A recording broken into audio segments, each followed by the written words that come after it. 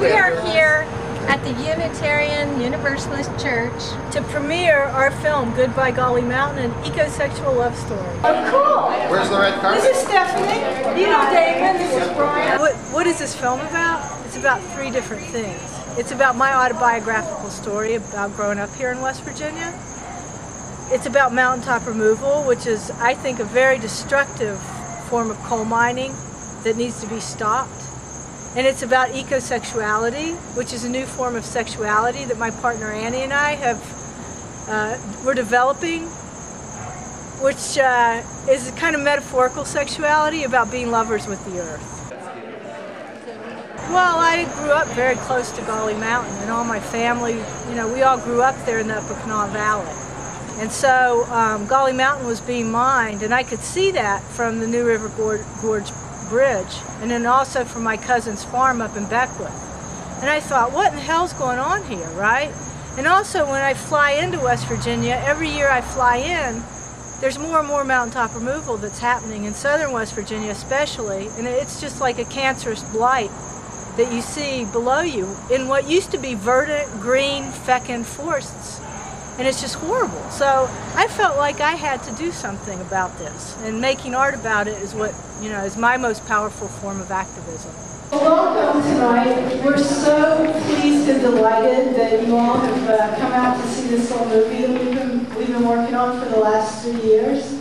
I'm Beth Stephens. I'm Annie Sprinkle, and it's great to be here. Thank you all so much for coming. We're just delighted that you all came out.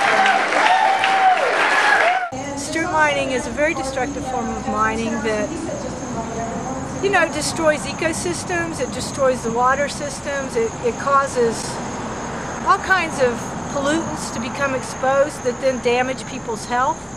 And it's a very, and really maybe the worst thing about it, if that's not bad enough, is that many of these mining corporations never go back and restore the land that they've destroyed. And much of that land can never really be restored to even a fraction of what it once was in terms of biodiversity or productivity or beauty. The role that Annie plays is she explains ecosexuality throughout. She just keeps this movie lubricated. We all stay on the same side of the center thing. This is like a seamy strap. We're different kinds of straps, but none quite like this. This is right. It's a perfect combination of the machine shop and sort of high lesbian culture. I am Beth's partner and collaborator and helped produce the film, helped edit it. I'm a longtime filmmaker, and this is her first feature film. She's done an amazing job, and I help, but it's really her film, her story. But I'm one of the crew. I'm the wife. I'm the wife and partner and a big supporter and fan. Hi, Tree.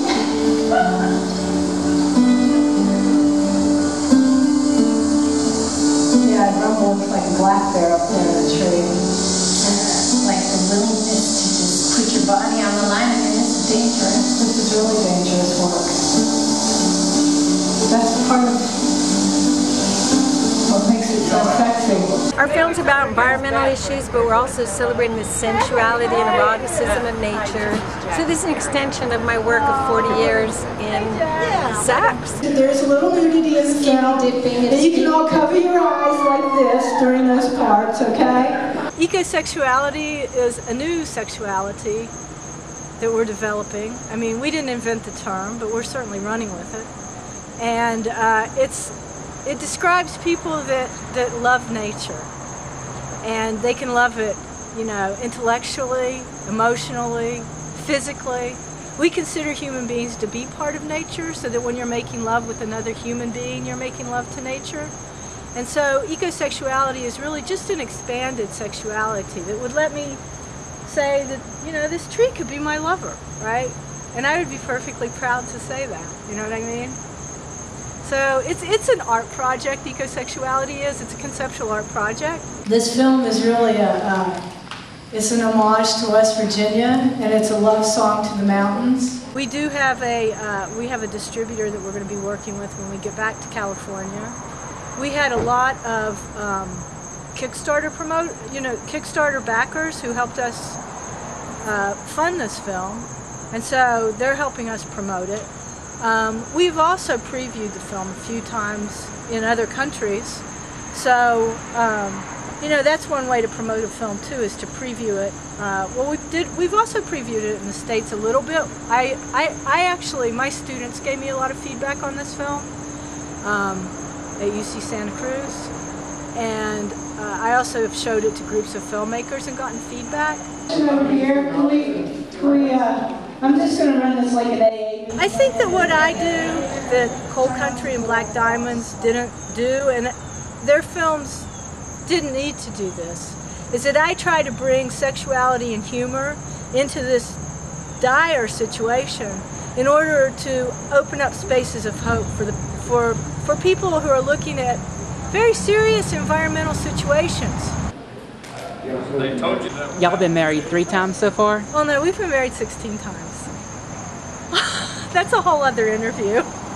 And we're getting legally married on September 11th in San Francisco. We're really excited to finally do it legally.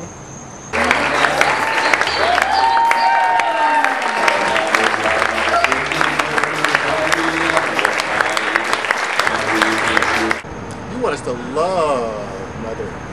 Love Mother Earth so much that she becomes Lover Earth. Right.